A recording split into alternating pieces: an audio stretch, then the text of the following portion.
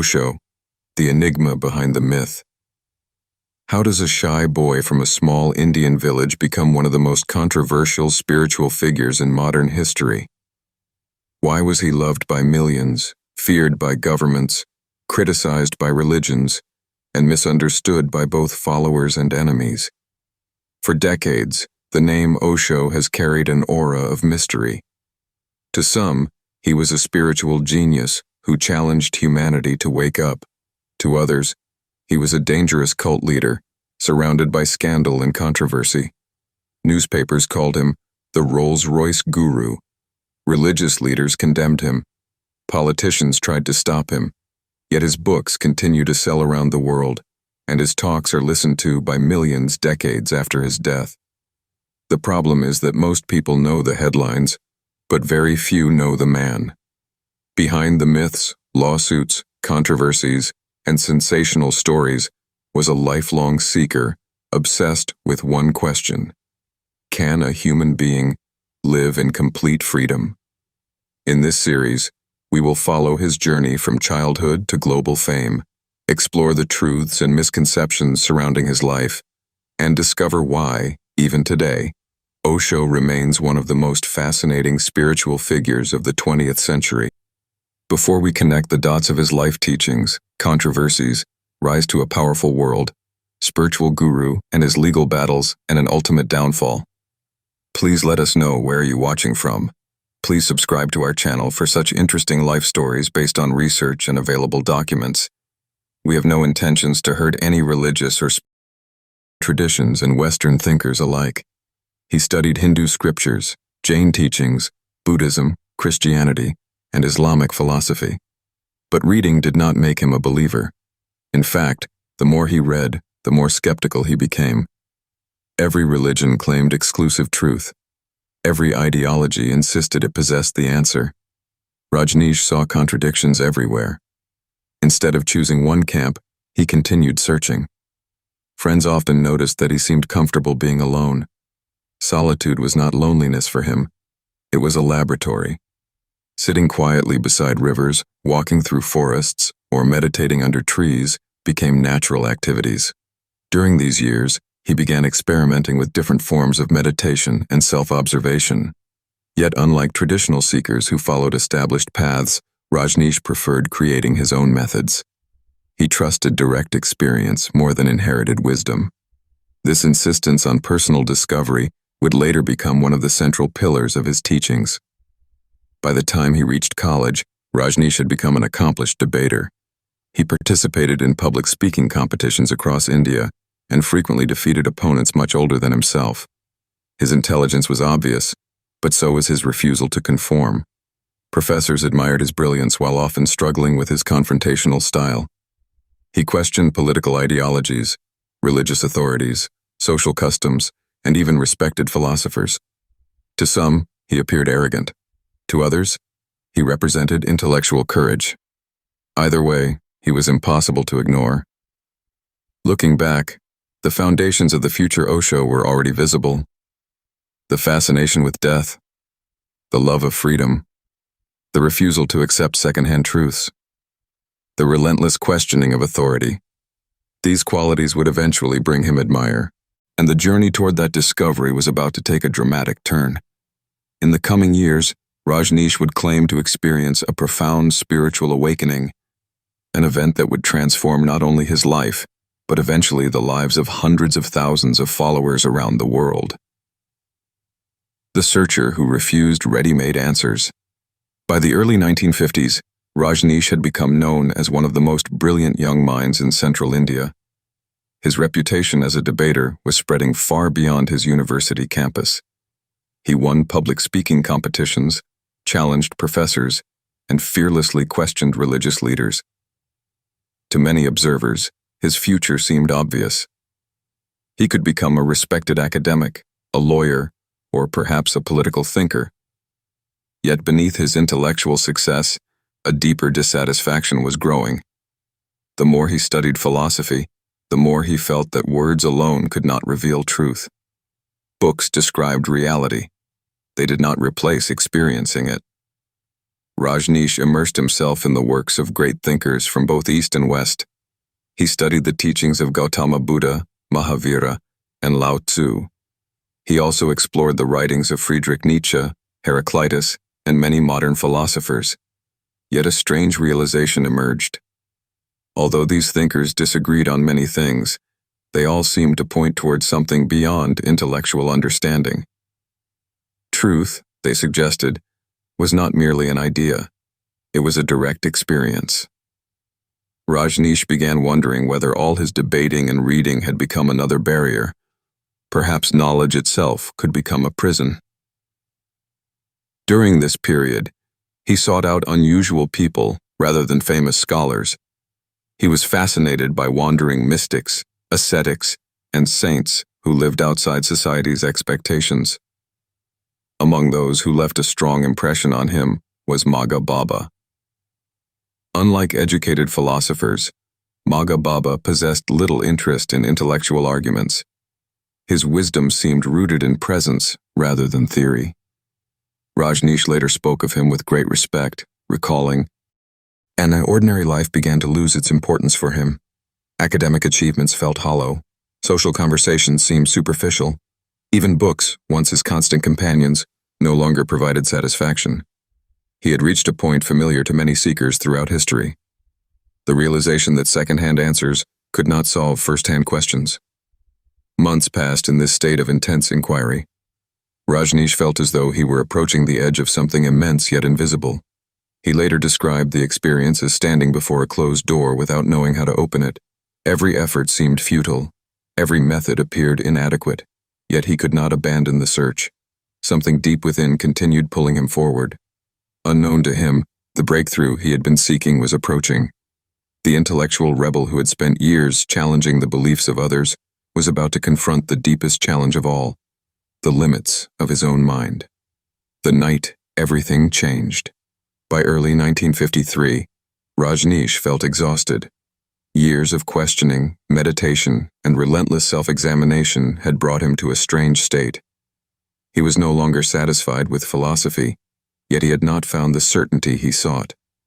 His search had become almost unbearable. He later recalled feeling as though every part of his old identity was collapsing.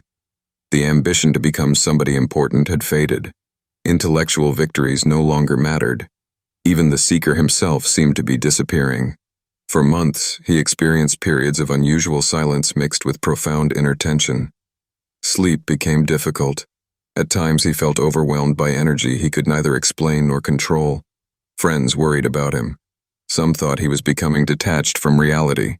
Others believed he was simply pushing himself too hard. But Rajneesh continued moving through the experience, convinced that something fundamental was happening beneath the surface. Then came the night he would later describe as the most important moment of his life. According to him, his relationship with life had fundamentally changed. The questions that had consumed him for years no longer troubled him. Now, instead of searching for answers, he felt compelled to share what he had discovered. In the late 1950s, Rajneesh joined a college faculty and later became a lecturer in philosophy at Jabalpur University. The classroom quickly became his stage. Students who attended his lectures often expected dry academic discussions, but encountered something entirely different. Rajneesh rarely treated philosophy as a collection of theories to memorize. Instead, he used it as a doorway into deeper questions about consciousness, freedom, fear, and human potential. His lectures were energetic, provocative, and often unpredictable. Students came to hear philosophy and left questioning their assumptions about life itself. What made him unusual was his refusal to protect cherished beliefs. Most professors explained philosophical systems. Rajneesh challenged them. He encouraged students to doubt authority, including his own. If a belief could not survive questioning, he argued, it was not worth keeping. This approach earned him admiration from some students and frustration from others. University administrators occasionally found themselves dealing with complaints from people who felt offended by his remarks. But controversy only increased his reputation.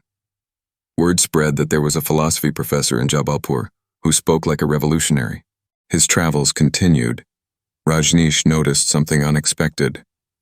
After every lecture, people gathered around him, not merely with questions, but with a deeper longing. They did not want another inspiring speech. They wanted a way to experience the inner transformation he spoke about.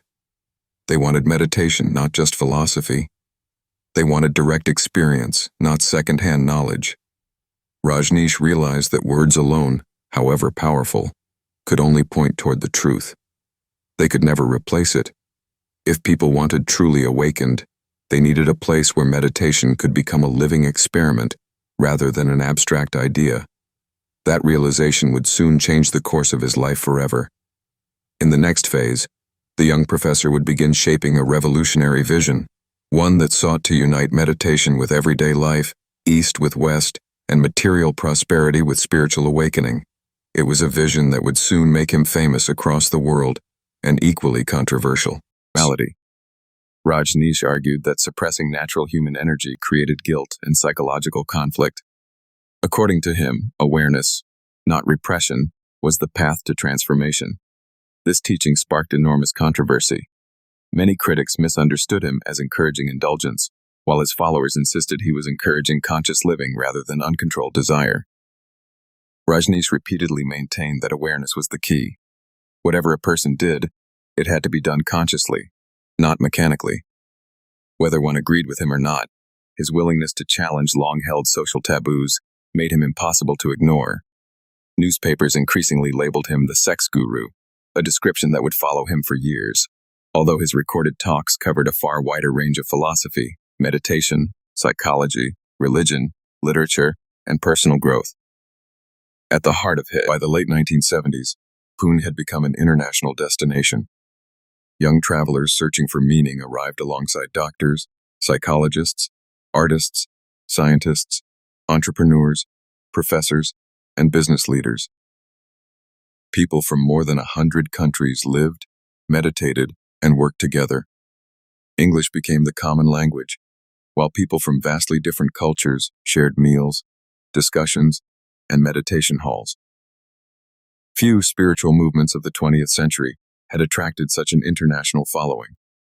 Rajneesh himself was changing as well. His followers increasingly addressed him as Bhagwan Shri Rajneesh, meaning Blessed One. While many disciples accepted the title with devotion, critics viewed it as evidence of an expanding personality cult. Rajneesh rarely tried to defend or reject these opinions. Instead, he encouraged people to focus less on labels and more on their own inner experience.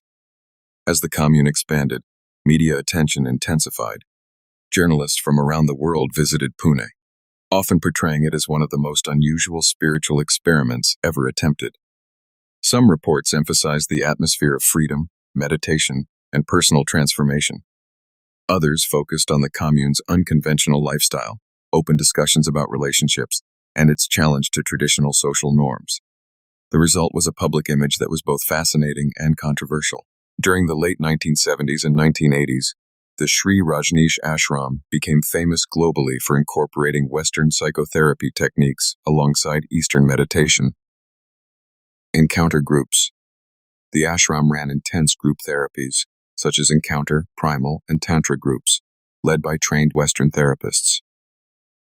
Emotional catharsis. These groups encouraged participants to break through social conditioning, which often involved expressing raw emotions like anger, fear, and uninhibited affection. View on sexuality. Rajneesh taught that suppressing sexual energy hindered spiritual growth, advocating instead for transforming that energy through awareness rather than denial. Controversy and media focus. While many participants viewed these practices as therapeutic and liberating, the unconventional nature of the groups attracted significant media attention and public controversy. The controversies were so intense about the activities and his open discussions on relationships or other non-irrational liberal Western thoughts that Indian government under Morarji Desai took some stringent measures of taxation policies on the ashram properties. All these hardships and opposition from the traditional religious groups called for a big change that affected the world, especially the USA government.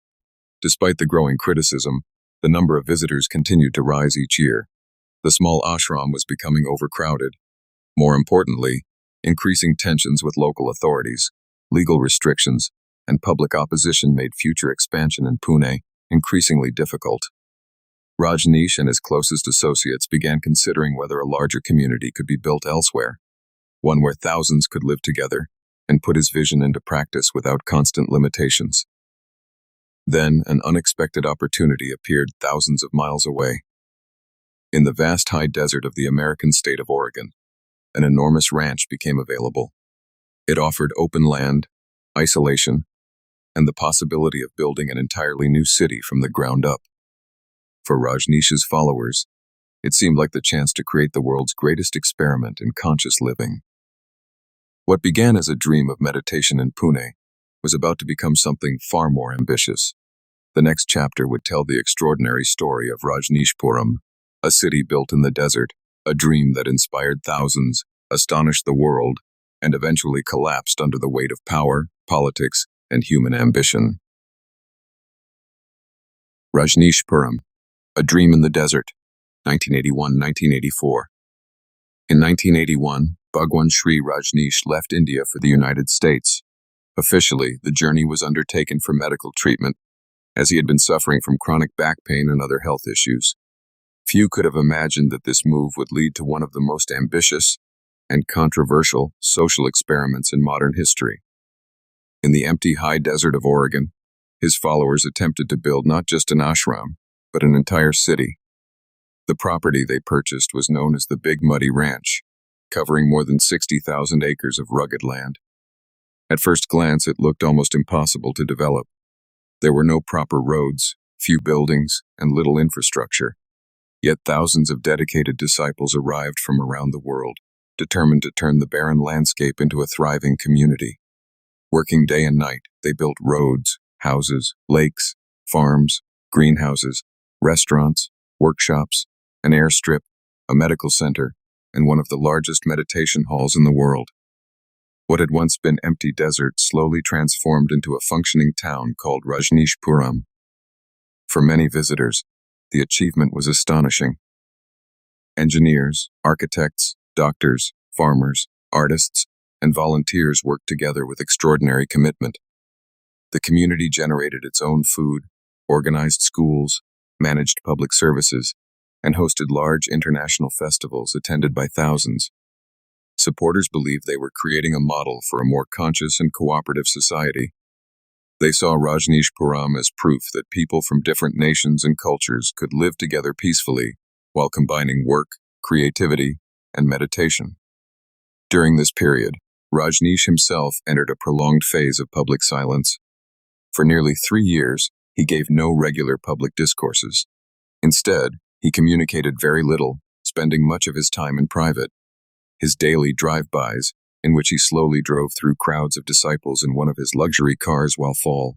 The collection of luxury automobiles soon became one of the most discussed aspects of Rajneesh's life. He eventually owned dozens of Rolls-Royce cars. He started living a lavish lifestyle, funded by his rich followers all over the world, leading newspapers around the world to portray him as the guru of Rolls-Royces. Rajneesh responded that the cars symbolized nothing more than humanity's ability to enjoy beauty without guilt. He argued that spirituality did not require poverty, and that attachment, not possessions themselves, was the real obstacle to inner freedom. His supporters accepted this explanation, while his critics saw it as contradicting the simplicity traditionally associated with spiritual teachers. As Rajneesh remained largely silent, much of the administration of Rajneeshpuram fell into the hands of his personal secretary, Ma Anand Sheila. Energetic, intelligent, and fiercely loyal, Sheila became the public face of the movement. She negotiated with government officials, supervised construction projects, managed finances, and defended the commune against growing opposition. Under her leadership, Rajneeshpuram expanded rapidly. But outside the commune, resistance was also growing. Many local residents of Oregon viewed the rapidly expanding settlement with suspicion. Differences in culture, religion, and politics created deep mistrust. Legal disputes emerged over land use, zoning regulations, and the city's incorporation. Newspapers followed every development, often portraying the conflict as a clash between a traditional rural community and an unconventional international spiritual movement. The atmosphere became increasingly tense.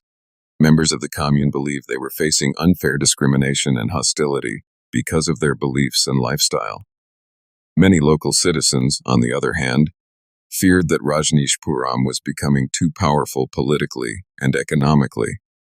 As both sides became more defensive, dialogue gave way to confrontation. Within the commune itself, another problem was quietly brewing. Anand Sheela allegedly became powerful, involved in personal conflicts, exercising extra undue influence in different ways that made the inmates unhappy and restless. Many followers later recalled their experiences with interviewers. Collapse, Return, and the Legacy of Osho, 1984 to 1990. Every great movement is eventually tested, not by its ideals, but by the actions of the people who claim to represent them. For Rajneeshpuram, that test arrived suddenly and dramatically. What had begun as a dream of meditation and human transformation became entangled in crime, fear, power struggles, and one of the most extraordinary scandals in modern spiritual history. It would forever change the life of Bhagwan Sri Rajneesh and the way the world remembered him. By 1984, tensions inside Rajneeshpuram had reached a breaking point. Under the leadership of Ma Anand Sheela and several close associates, the commune had become increasingly secretive. Years later, investigations revealed that members of Sheela's inner circle had carried out a series of criminal acts, including illegal wiretapping, attempted murder plots, arson, and the poisoning of salad bars in the dals with salmonella bacteria. More than 700 people became ill in what is widely regarded as the first large-scale bioterror attack in U.S. history. The goal, investigators concluded, was to influence a local election by reducing voter turnout. In September 1985, events took an unexpected turn. Without warning, Sheela and several of her closest followers fled the United States. Soon afterward, Rajneesh broke his years of public silence. Standing before journalists, he accused Sheela and her group of serious crimes, claiming they had acted without his knowledge. He expressed shock over allegations of poisoning, surveillance, and violence, and invited state and federal authorities to investigate the commune thoroughly. Investigators soon uncovered evidence of extensive criminal activity inside Rajneeshpuram. Hidden listening devices were found, records were seized. Several members of Sheela's organization were eventually arrested. Sheela herself was later extradited from Europe, pleaded guilty to multiple crimes, and served time in prison. She was released from prison in consideration of good conduct. She continued to believe in Rajneesh's lifestyle and words. She remarried and has a daughter. Even today, historians continue to debate an important question. How much did Rajneesh know about the illegal activities taking place around him? No court ever convicted Rajneesh of planning the poisoning attacks or the crimes committed by Sheela's group. Many former disciples insist he had withdrawn from administration and genuinely learned of the crimes only after Sheela fled. Critics argue that, as the unquestioned leader of the movement, he should have known what was happening within his own organization. Because evidence does not fully resolve this question, it remains one of the most debated aspects of his life. Presenting both perspectives is essential to understanding the complexity of the historical record. Just weeks after accusing Sheela, Rajneesh himself was arrested by U.S. federal authorities while traveling on a private aircraft. He faced charges related primarily to immigration fraud, involving alleged sham marriages arranged to help foreign disciples remain in the United States. After negotiations with prosecutors, he entered an Alford plea, a legal arrangement in which a defendant accepts a conviction without admitting guilt. He received a suspended sentence, paid fines, and agreed to leave the United States. Supporters viewed the case as politically motivated persecution. U.S. authorities maintained that the legal process followed the evidence available to them. After leaving America, Rajneesh attempted to travel to several countries, but many governments either denied him entry or allowed only brief stays. Eventually, in 1987, he was deported to India by the U.S. He started living in Pune, India, where many of his followers welcomed him back. The commune, though deeply affected by the events in Oregon, slowly resumed its meditation programs. Rajneesh alleged that he was poisoned for a long period in the U.S. prison as he was hated for his views on Christianity and traditional religions. His health deteriorated fast. All was not well among his Pune commune, too. On January 19, 1990, Osho passed away at the age of 58 in Pune. The official cause of death was heart failure, though Osho had long claimed that his health had been seriously damaged during his imprisonment in the United States. These claims have remained controversial and have never been conclusively established. His death is shrouded in mystery for many of his followers. His own mother regretted his untimely death, saying, "They killed him." According to his close commune members, he wished to be remembered as a simple man, no guru or mentor, who visited the planet during 1931 to 1990. He wanted his disciples not to grieve, but to celebrate his death too. His last days are viewed as a tragic example of a great era that was unconventional, controversial, but simultaneously that talked about new views, liberal thoughts that rejected societal pressure, or the traditional norms of religious institutions. Manu young people respect him deeply and think that he was much ahead of his time in his lifestyle, thoughts, and actions. At the same time, he was denounced by many spiritual leaders and educated people who could not accept his views.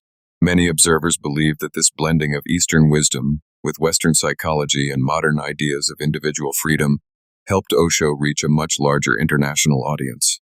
His openness in discussing relationships, personal freedom, creativity, and emotional expression resonated with many seekers from Europe, North America, Australia, and Japan during the cultural changes of the 1960s and 1970s. Whether this was a deliberate strategy or simply a natural expression of his worldview remains open to interpretation, but it undoubtedly contributed to his worldwide recognition. At the same time, critics argue that this modern reinterpretation sometimes moved too far from the discipline and ethical framework emphasized in traditional Indian schools of philosophy. Some believed that his provocative language overshadowed the deeper spiritual message. Others felt that controversies surrounding his movement distracted the world from the meditation practices he wished to promote. Even today, opinions remain sharply divided. Yet there is one point on which supporters and critics often agree. Osho possessed an extraordinary ability to communicate. Few speakers could hold audiences for hours without notes, drawing connections between ancient scriptures, modern science, literature, psychology, politics, and everyday human experience. His thousands of recorded talks continue to be read and listened to across the world, long after his death. Perhaps the greatest lesson Osho left behind was not a doctrine, but an invitation. Again and again, he urged people not to accept authority blindly, not even his own. He encouraged questioning, observation, and direct experience over inherited belief. That emphasis on personal inquiry has ensured that his ideas continue to be explored rather than simply accepted. Whether history remembers Osho primarily as a mystic, a philosopher, a reformer, or a controversial guru may never be settled. But the questions he asked are far older than he was. Who am I? What is consciousness?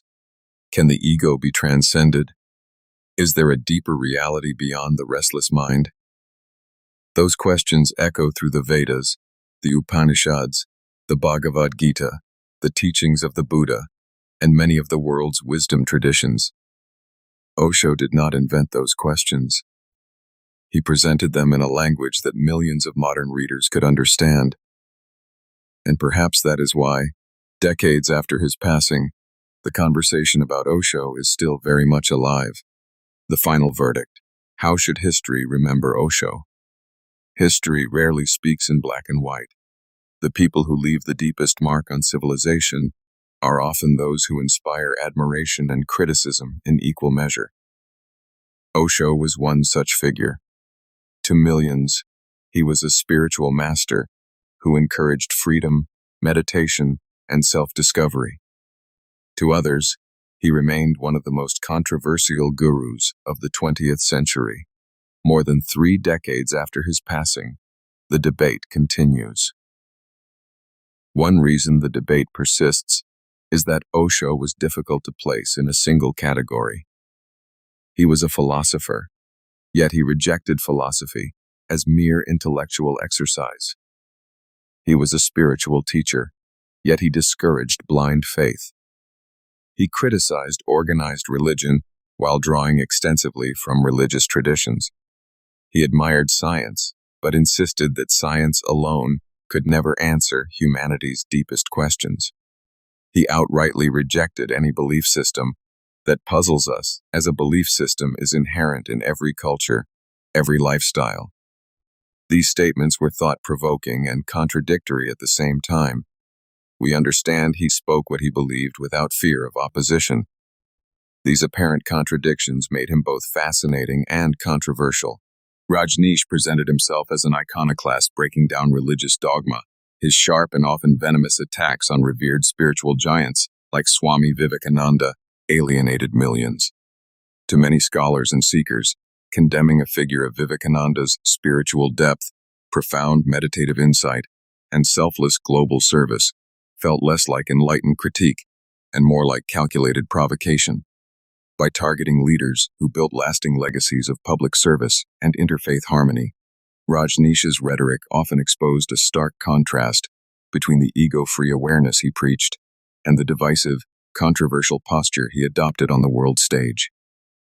Many devotees of Vivekananda reject these claims and view them as fundamentally dismissive of his immense spiritual contributions. Often people are curious to know about important women in his life who played key roles in his life. Rajneesh's movement was carried about by many of his women followers, and some of them had deep relationship with him. Yoga Lakshmi Thakarsi Kurua, Osho's first disciple and his personal secretary for nearly 15 years. She was politically connected and served as the organizational chief, instrumental in acquiring land and building the original ashram in Pune, India. Ma Anand Sheila Ambalal Patel, his personal secretary and spokesperson during the peak of the movement in Oregon, 1981 to 1985. She managed the daily operations of the massive Rajneeshpuram commune and was highly devoted to him. Ma Yoga Vivek, Christine Wolfe, his primary caretaker and closest companion for many years, particularly during the years in Oregon and his later life. Osho believed she was the reincarnation of his childhood girlfriend, Shashi. Saraswati Jain, Bhakti, Osho's mother, who was a lifelong supportive figure throughout his spiritual journey and childhood. Next key question is often raised about the present status of current condition and form of his spiritual movement. Without throwing some light on this, our discussion would be incomplete. Still, hundreds and thousands of Oshoists, Osho followers, exist in different countries in the world.